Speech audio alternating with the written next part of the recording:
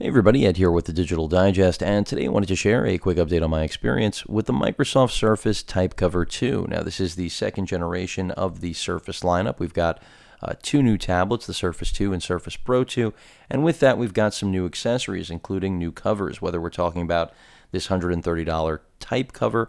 We've also got a $120 touch cover. They come in different varieties, in other words, colors.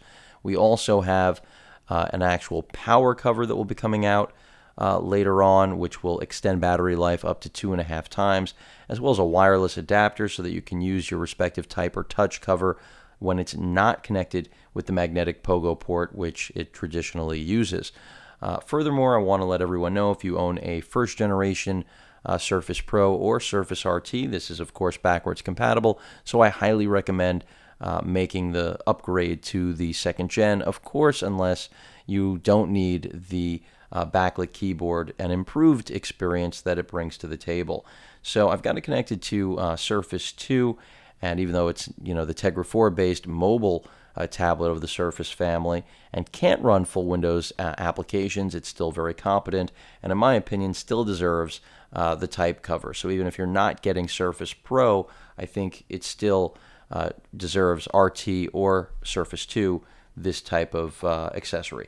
So the backlight I'm going to demonstrate right now, which is actually kind of unique because it senses when you're actually near the keyboard. So right now I'm not anywhere near the keyboard. My light is out clearly, and as you can see, I'm going to just bring my hand towards the keyboard. You guys can kind of make out my hand. You should be able to, despite the darkness, and you can see it's brought up the backlight. So this is one of the new features, which is of course all about power management, sensing whether or not your hand is there. My hand is gone, so again it's gone, but if I bring it back immediately, we've got the backlit keyboard right back. And as you may have noticed, we've got everything you'd expect from a traditional keyboard experience, from brightness control on the backlight, which I just manipulated, to mute, pause and play, search, share, connectivity options, settings, home, end, page up, down. Everything is here. Your Windows button, which will switch you in and out of your last activity, and the Metro UI, at least in this case. So really, I like this experience. It really does make you feel like you are using a computer. And the backlit keyboard was a big missing element from Gen 1. After all, the Surface, whether we're going in tablet version with the RT-driven one, Surface 2, or Surface Pro where we're getting a full computer, you're paying an extraordinary premium for all of the money that Microsoft has invested in designing this device from the ground up. So it's nice to see more innovation. Often we just get a simple bump up in specifications, very mild improvement, but here we're getting something that arguably should have been out of the gate in Gen 1, but certainly everyone's got to be glad is here in Gen 2, because frankly, this didn't have to be delivered. But thankfully, Microsoft did. I'm glad to see we've got other accessories coming back. With that said, I'm going to bring the light back up, and that really should have served to give you a pretty good demonstration of what the backlight mechanism in the brand new keyboard is like. Now, in terms of actual mouse performance, I'm not sure how much you guys are going to be able to pick up actually navigating, because from what I see on screen, you can just barely make out the mouse. I mean, you can see enough of it. If I jump back, which I could have done clearly with the keyboard as well, because again, just the flashback feature, and jump into Internet Explorer in the Metro UI, just to give you an example. Apparently my light went out there. I must have it on auto. But you will see that things generally run fairly well. Apparently I'm getting some very long load up times there on Engadget, but nonetheless it still eventually did load up. Now in terms of multi-touch for scrolling, you can see we've got that.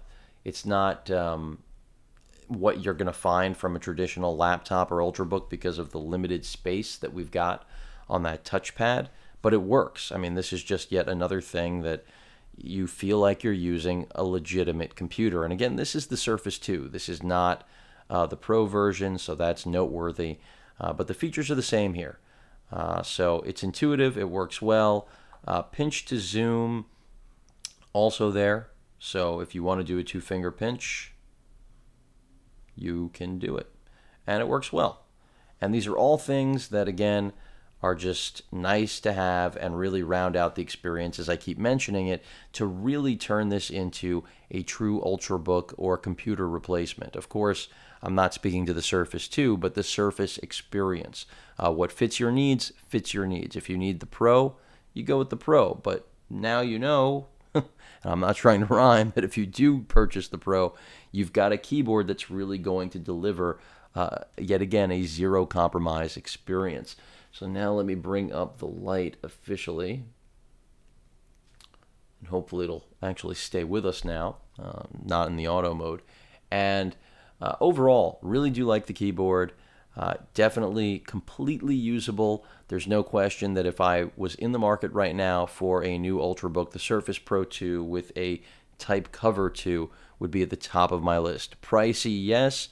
Unmatched in performance, hardware, build quality, everything else. Also, yes, you're just not going to find anything else like it. And until something else like it exists, we really can't tell Microsoft how to price this product. Of course, the only way we can is with sales figures.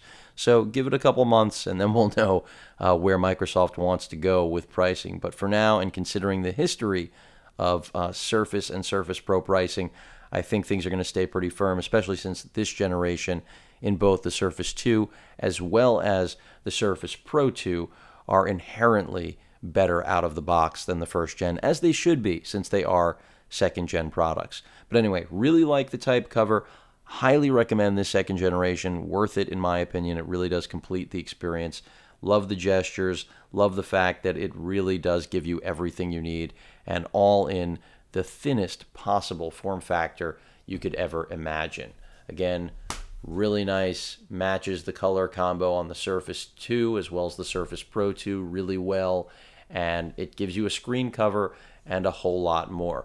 Look forward to eventually getting the power mat at some point, or I should say cover. I'm calling it a power mat now as if it's an inductive charger, but at some point that's going to be really the killer accessory, again, for both generations if it's backwards compatible with last gen, which clearly didn't have Haswell and that extra battery life, at least in the Pro variety, of course, I'm referring to.